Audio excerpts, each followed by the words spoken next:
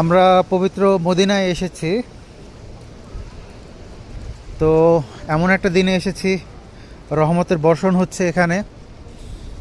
তো আলহামদুলিল্লাহ ভালো লাগছে, বেশ ঠান্ডা লাগছে। যদিও এই সময়টাতে ঠান্ডা থাকার কথা না, এখন বাজে হচ্ছে 4টা।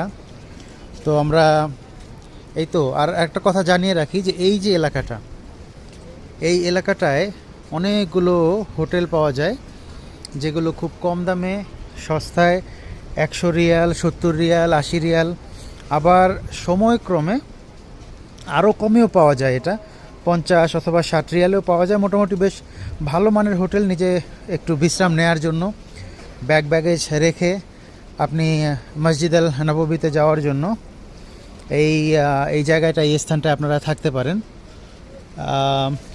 তো যখনই আসবেন আপনারা, যারা একটু বাজেটেড, তারা এই জায়গাগুলো খুঁজে নিতে পারেন। এবং যখনই নামবেন আপনি এসে, অনেক বাঙালি পাকিস্তানি এজেন্ট এখানে থাকে, তারা আপনাকে হোটেলের কথা বলবে।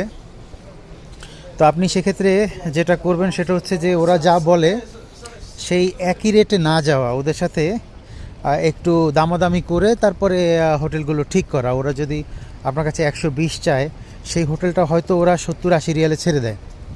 তো ব্যাপারটা হচ্ছে এরকম যে একটু স্মার্টলি আপনাকে ডিল করতে হবে এবং সঠিক জায়গায় সঠিক প্রাইসে উঠতে হবে আপনাকে।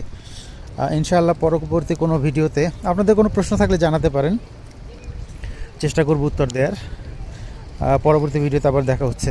আসসালামু আলাইকুম।